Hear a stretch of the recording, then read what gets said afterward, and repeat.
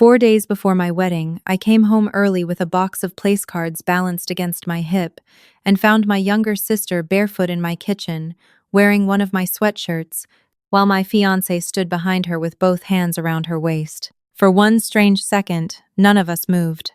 The refrigerator hummed. Rain tapped against the windows. My sister, Hailey, stared at me with her mouth open, and my fiancé, Grant, slowly dropped his hands as if that might erase where they had been. I was 29 years old, and for most of my life my family had described me as the calm one, the practical one, the daughter who could handle disappointment without making everybody uncomfortable. Hailey was the sensitive one, the beautiful one, the one who had to be protected from consequences, because consequences made her cry. I had spent 29 years being told, in one form or another, that if something belonged to both of us and Hailey wanted it more, the kind thing was to let her have it. She got the larger bedroom when we were kids because she had more clothes. She got the car our grandfather left us because she needed transportation more. When she dropped out of college, my parents paid her rent for 2 years while I worked nights to finish my degree. None of that prepared me to see her standing 6 feet from the wedding invitations I had addressed the night before. Grant said my name first. "Avery, this isn't what it looks like." I set the box of place cards on the counter. "Then tell me what it looks like." Hailey started crying before either of us had raised our voices. That was her oldest trick, and I almost admired the timing. She pulled the sleeves of my sweatshirt over her hands and whispered, "We didn't plan this." Grant moved toward me, but I held up one hand. I didn't scream. I didn't ask how long. I didn't throw anything. I looked at the open bottle of wine beside the sink, at Hailey's purse on the chair, at Grant's shoes by the back door, and understood that whatever answer they gave me would be edited for their comfort. So I pulled out my phone, opened the shared wedding planning calendar, and canceled the appointment we had that evening with our officiant. Grant's face changed. "What are you doing?" I looked at him. "Ending the part of my week that still requires you." Then I walked upstairs, packed a small bag, took my laptop and the folder that contained our wedding contracts, and left. My mother called before I reached the end of the street. Not Hailey, not Grant. My mother. "Avery, where are you?" she demanded. "Your sister is hysterical." I actually laughed once because the alternative was driving my car into a mailbox. "Mom." I just found Hailey with Grant. There was a pause, but not the kind I expected. My mother lowered her voice. "I know this is upsetting, like a delayed flight. But we need to be careful about what happens next. Your father and I have already spent a fortune on this weekend." That was the moment the pain changed shape. Until then, I had still been thinking of Grant's betrayal as the center of the story. My mother made it clear that it wasn't. "What exactly are you asking me to do?" I said. She exhaled like I was being difficult. "Come to the house. We can talk about it as a family." I drove instead to the 24-hour diner near the interstate where my best friend, Naomi, worked weekends while finishing nursing school. I sat in a back booth under a flickering light and told her what happened. She listened without interrupting. Then she asked the only useful question anyone asked me that night. "What do they have access to?" I looked at her. Naomi nodded toward my laptop bag. "Your house, your cards, your accounts, your passwords, anything." That question snapped something into focus. I worked as a contract compliance analyst for a medical supply company. My job was not glamorous. I spent my days comparing invoices, shipping records, vendor agreements, approval limits, and reimbursement schedules, finding the tiny inconsistencies people assumed no one would notice. I had learned that major losses rarely began with one enormous act. They began with small permissions nobody remembered granting. So before I cried, before I drank anything stronger than diner coffee, I changed every password I had, froze the 2 credit cards Grant was an authorized user on, removed him from the home security system, and downloaded 3 years of statements from our joint household account. At 1:17 in the morning, after Naomi brought me a plate of fries I never touched, I saw the first number that didn't belong. It was $6,400, transferred 9 days earlier to a company called Northline Creative LLC. I knew the name because Hailey had told everyone it was her new social media consulting business. She had also told everyone she was building it from the ground up. Apparently, the ground was my bank account. The next morning, my father texted me an address and a time rather than asking whether I was willing to meet. 11 o'clock. Their house. We need to settle the wedding. I almost ignored it. But I had spent enough years in compliance to know that people reveal the most when they think you are still cooperating. So I went. My parents lived in a brick colonial outside Raleigh where every room looked staged for a real estate listing. My mother had put fresh flowers on the dining table. My father wore a golf shirt, and the expression he used whenever he was preparing to explain why his decision was actually everyone's decision. Hailey sat at the far end of the table beside Grant. They were holding hands. Seeing that hurt more than I expected, not because I wanted him back, but because it had taken them less than 18 hours to turn my humiliation into their relationship announcement. My mother motioned toward a chair. "Sit down, sweetheart." I stayed standing. My father began. "We have a very difficult situation, and emotions are running high. Nobody is saying what Grant and Hailey did was ideal." "Ideal?" I repeated. He ignored me. "But there are 180 guests arriving Friday. The hotel block is non-refundable. The venue is paid. The caterer is paid. We have deposits with the florist, photographer, band, transportation company, and rental service. Canceling everything punishes people who had nothing to do with what happened." Hailey squeezed Grant's hand. My mother added, "And frankly, they care about each other. Maybe this happened terribly, but that doesn't mean something real didn't come out of it." Grant finally looked at me. "Avery, we should have told you sooner." "How much sooner?"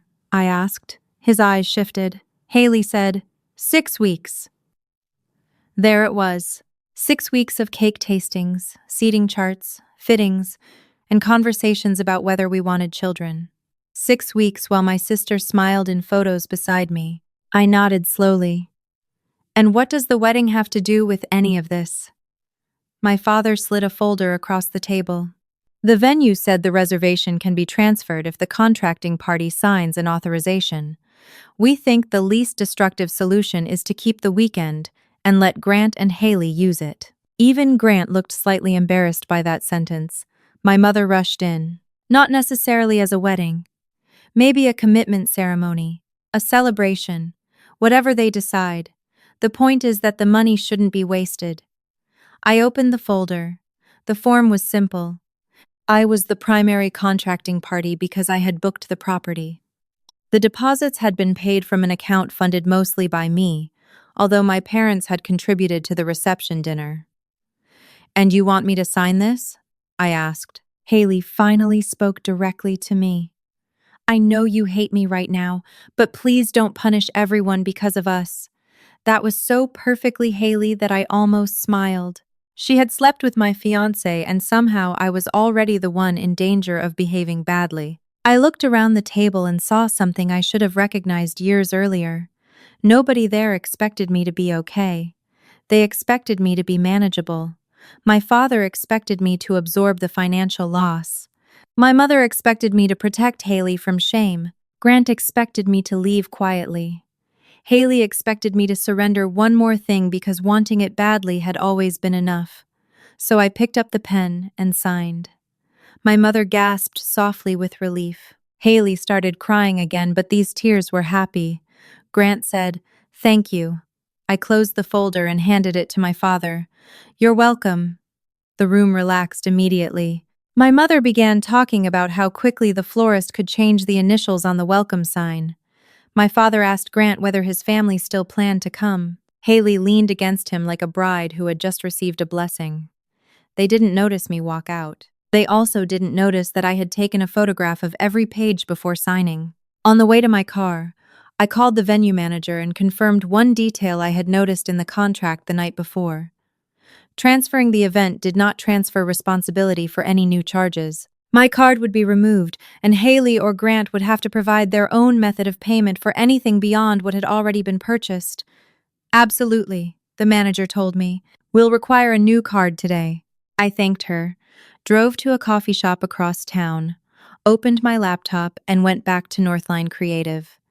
The $6,400 transfer was not the only one. There were 5 payments over 3 months, all below $10,000, all described in our joint account as household transfers. Total $28,750. I had funded most of that account because Grant claimed he was putting his salary toward the down payment on the townhouse we planned to buy after the wedding. I opened our mortgage folder. No updated down payment statement. No recent brokerage confirmation from him. Just scanned summaries he had emailed me. I checked the metadata. 3 had been created on the same computer, on the same afternoon, using a PDF editor instead of the brokerage portal. My hands went cold. Cheating was impulsive. Fake financial statements were not. I pulled my credit report next. There was a new inquiry from a lender I didn't recognize, dated 2 weeks earlier. Then another from a business credit company. I had authorized neither. I searched my email and found a message in spam from an electronic signature service. Thank you for completing your guarantor agreement. I had never completed one. For the first time since walking into my kitchen, I stopped feeling like a woman whose wedding had collapsed. I felt like an analyst staring at the first page of a fraud file. That afternoon, I called the lender using the number on its public website, not the one in the email. I explained that I believed my identity had been used on a business guarantee without authorization. The fraud specialist asked me to verify information, then went quiet for several seconds. Miss Collins, I can't discuss the borrower's full file with you, but I can tell you that your name appears as a personal guarantor on a revolving business line. For what company? I asked. Northline Creative, LLC, Hailey's company. My sister's business had a credit line backed by my name. The balance was $92,300. I gripped the edge of the table.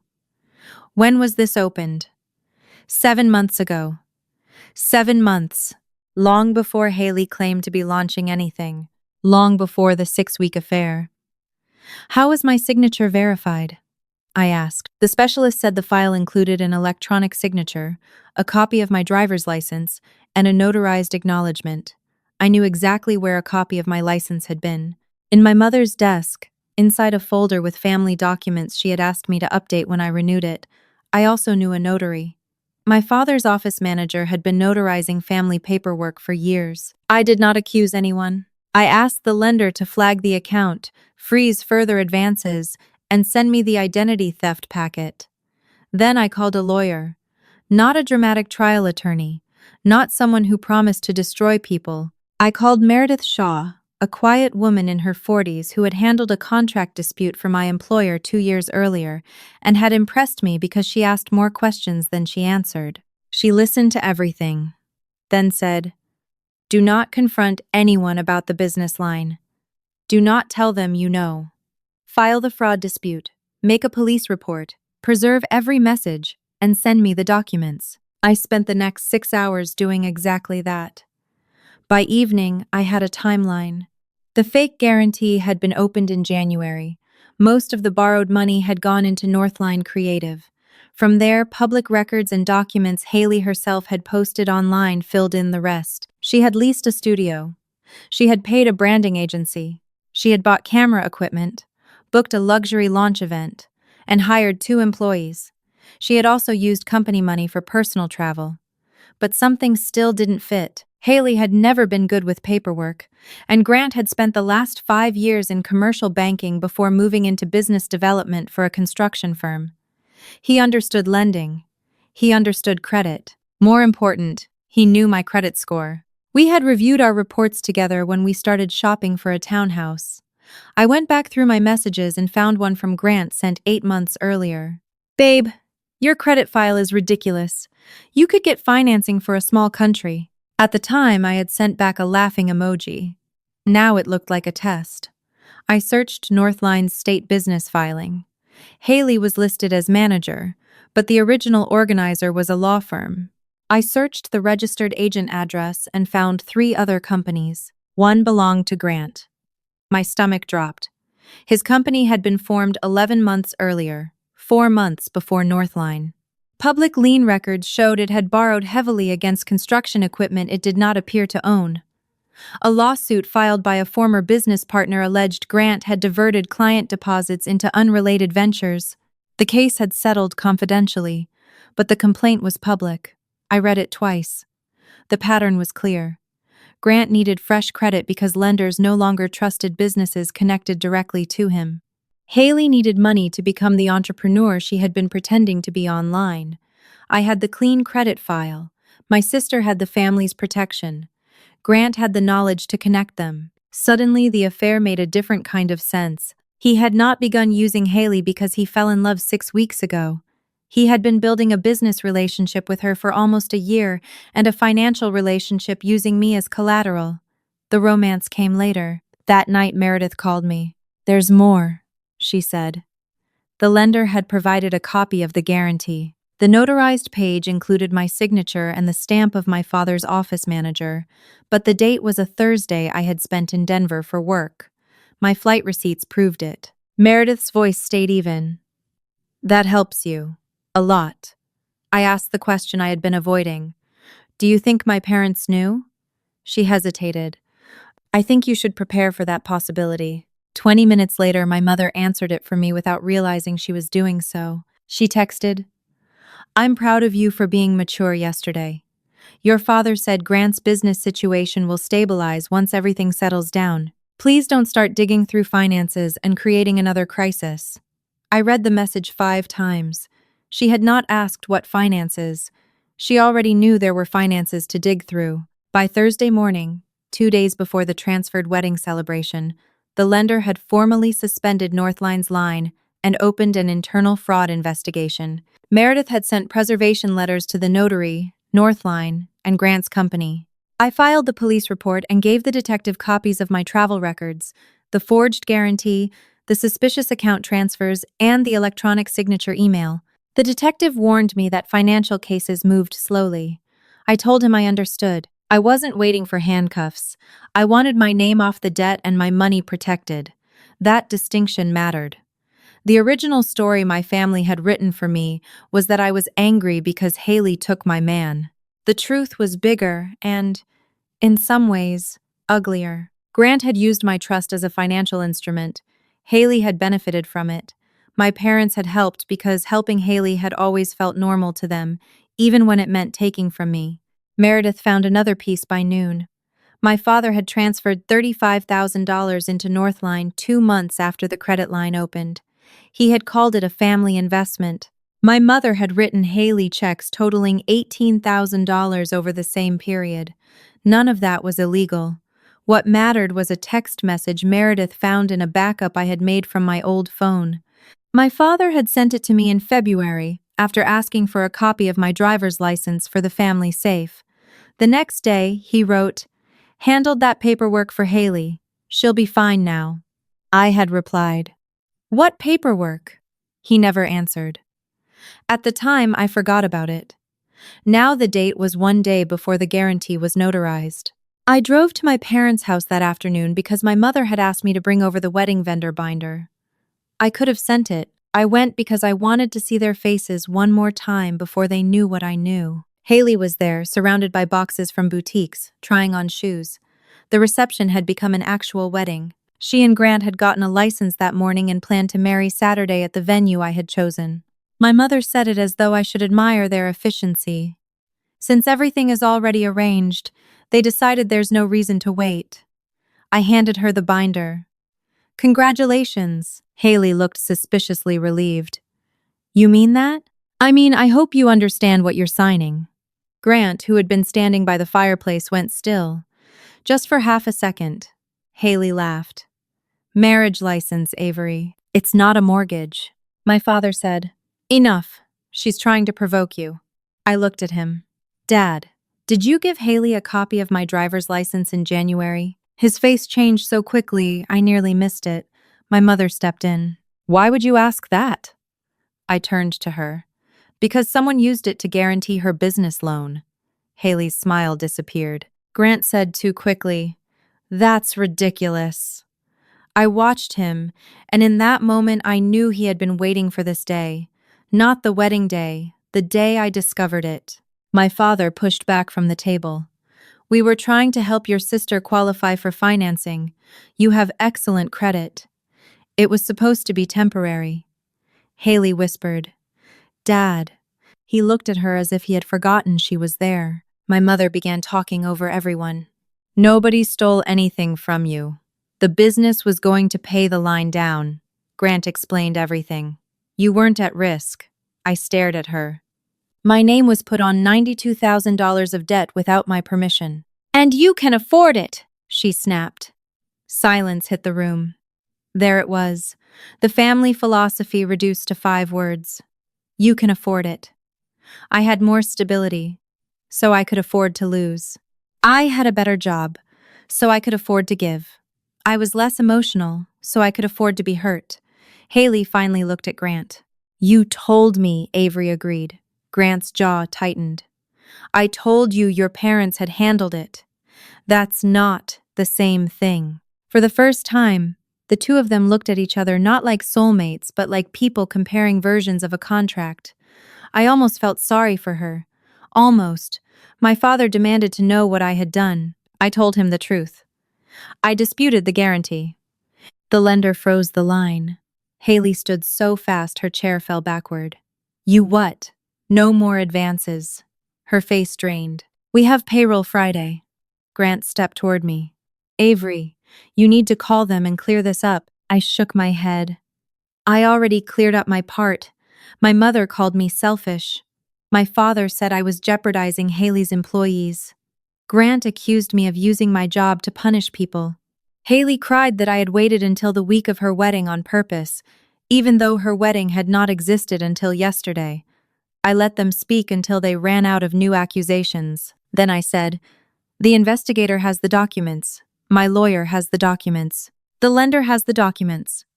If everything you did was legitimate, you have nothing to worry about. Nobody answered that. I picked up my purse and headed for the door. Behind me, Grant said, if you walk out now, don't expect any of us to forgive you. I turned around. That's the first thing you've offered me all week that I don't want. Saturday afternoon, I went to the wedding. Naomi thought I had lost my mind.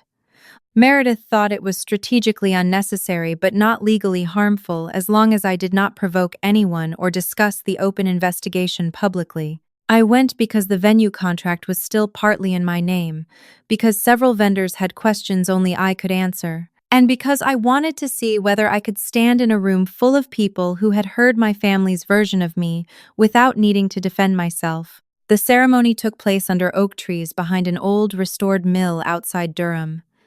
The same white chairs I had selected were lined in the same rows. The same quartet played the same processional. Hailey wore a different dress than mine, which I appreciated more than I expected. Grant looked polished and confident until he saw me standing near the back beside Naomi. My parents had told relatives that I had graciously stepped aside after realizing Grant and Hailey were a better match. I knew because 3 different aunts thanked me for being mature. I smiled and said, I hope they're very happy with what they chose. The ceremony was short. Hailey and Grant signed their license. Everyone applauded.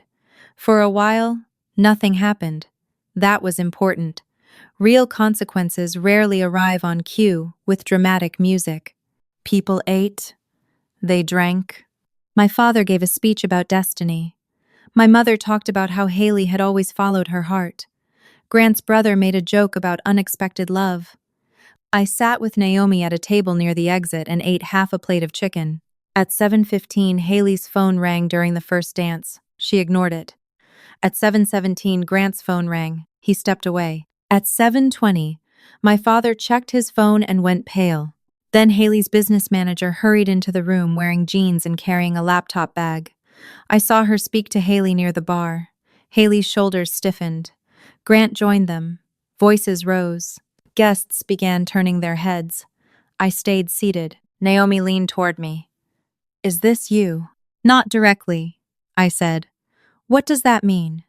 It means lenders work Saturdays when payroll accounts are involved. Northline's bank had frozen not just the credit line but the operating account connected to the disputed funds pending review.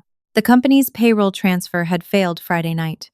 2 major clients, both of whom had prepaid campaigns, had demanded proof that their deposits were secure. Hailey's business manager had spent the afternoon trying to reach her. Worse, Grant's former partner had learned about the new investigation through his attorney and had filed a motion related to their old settlement, alleging Grant had concealed assets. None of that came from me standing at the microphone. It came from records colliding with other records. By 7:30, the dance floor was empty. Hailey marched straight toward my table. "Fix it!" Her voice was low, shaking. I looked up. "Fix what?" "The bank. My account. Payroll. All of it." Guests nearby went quiet. I said, "I can't unreport identity theft." Grant appeared behind her. "You know exactly what you're doing." "Yes," I said. "I'm protecting my name." My father arrived next. "We can resolve this privately." Meredith had warned me about that phrase. Privately usually meant without documentation. "You had 7 months to resolve it privately," I said. "You chose not to tell me." Hailey slapped both hands on the table. "I didn't know Dad forged your signature." That sentence carried farther than she intended. Conversations stopped across 3 tables. My mother rushed over and hissed, "Lower your voice." Hailey spun on her. "Did you know?" My mother's face answered before her mouth did. Hailey looked at Grant. "Did you know?" he said. "I knew your father was arranging a guarantor." "Did you know it was Avery?"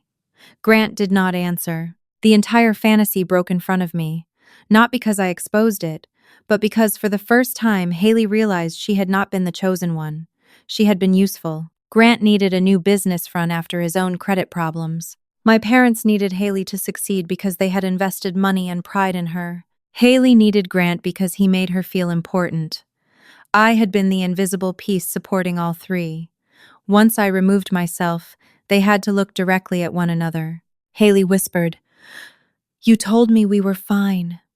Grant said, "We would have been if she hadn't panicked."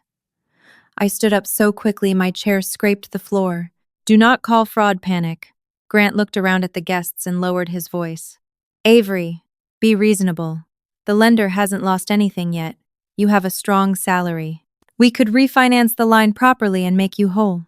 You want me to voluntarily guarantee it now?" "Temporarily." I laughed. It was the first time all week I truly laughed. Naomi covered her mouth. Even Hailey stared at him. Grant realized too late how absurd he sounded. Then the venue manager approached holding a tablet. "Mr. Price, Miss Collins, I'm sorry to interrupt, but the replacement card provided for tonight's additional charges was declined. We need another form of payment before we can continue bar service." Grant turned toward Hailey. Hailey looked at my father. My father looked at my mother. Nobody looked at me until my mother said, "Avery, please." There was no anger in her voice now, just habit. The reflexive belief that when the family ran out of options, I would become one. I picked up my purse. "No, one word. Nothing theatrical." The manager waited. My father said, "We'll handle it," though he sounded unsure how. Naomi and I walked out while the band played quietly to a half-empty dance floor. In the parking lot, she asked whether I felt victorious. I thought about it. "No," I said. "I feel finished."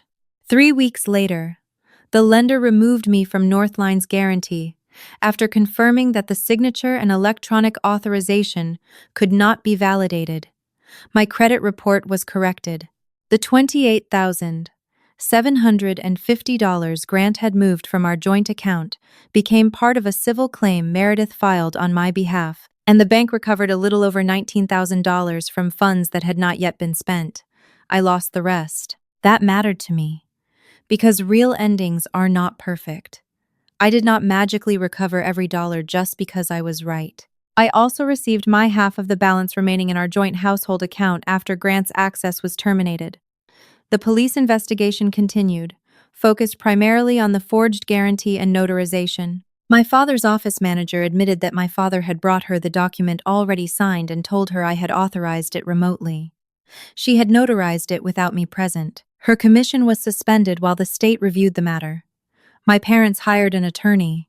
Grant hired a different attorney, Hailey hired one too after discovering Grant had used Northline to pay expenses connected to his own company. Their marriage lasted 26 days before she moved back into my parents' house.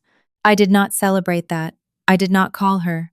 She called me 17 times the first week and left messages that moved through every emotion I had watched her use since childhood. Anger, blame, tears, nostalgia. Finally, apology. Avery, I know you probably hate me, she said in the last voicemail, but I didn't understand how much he was using all of us. I listened twice. Then I deleted it. Maybe she truly understood. Maybe one day she would understand more. But understanding did not create an obligation for me to return. My mother came to my apartment one Sunday afternoon and stood outside for 11 minutes. I watched through the doorbell camera while she called and texted, "We're still your family. Your father made a terrible mistake. Hailey is falling apart. Please don't abandon your sister now." The old me would have opened the door before the third message. The old me would have made coffee, listened to explanations, loaned money, softened language, and eventually apologized for the tone I used while describing what they had done to me. I stayed on the couch. After 11 minutes, my mother left. I felt sad. That surprised me. Freedom did not feel like fireworks. It felt like grief, with enough space around it to breathe. 2 months later, I moved into a smaller apartment closer to my office. Naomi helped me carry boxes. We ordered pizza on the floor because I had not bought a table yet. I started seeing a therapist who asked me why I used the phrase, "I can handle it," whenever I described something painful. I stopped volunteering to solve family emergencies that were never mine. I took a trip to Seattle alone because I had always wanted to go and Grant hated rain. I bought one expensive thing for myself, a ridiculous green chair that did not match anything I owned. And every time I sat in it, I remembered that nobody had voted on whether I was allowed to want it. 6 months after the wedding that was supposed to be mine, Meredith emailed to say my civil case had settled. I recovered another portion of the missing money, enough that my total loss was under $4,000. My father agreed to reimburse the lender's investigation costs as part of a separate resolution. Grant's former business partner reopened claims against him, and his employer terminated him after its compliance department reviewed the allegations. Northline dissolved. Hailey eventually found a regular marketing job. I heard that from my aunt, not from Hailey. My aunt also told me my mother said I had become cold. Maybe I had. Or maybe people who are used to unlimited access experience a locked door as cruelty. I used to think the worst thing my sister ever took from me was my fiancé. I was wrong. For years, what she took was smaller and harder to name. My right to say no without explaining. My right to keep something simply because it belonged to me. My right to be hurt without immediately comforting the people who hurt me. Grant did not steal my future. Hailey did not steal my wedding. My parents did not destroy my family. They showed me the price I had been paying to belong to it. The most important thing I did was not exposing anyone, freezing an account, filing a report, or refusing to pay for the reception. It was recognizing that being capable of carrying everyone did not mean I was required to keep carrying them. The last message my mother sent me that year arrived on Christmas Eve. "I hope someday you can forgive us." I looked at it for a long time. Then I wrote back, "I hope someday you understand why forgiveness and access are not the same thing." I put my phone face down, walked into Naomi's kitchen, and joined the people waiting for me at the table.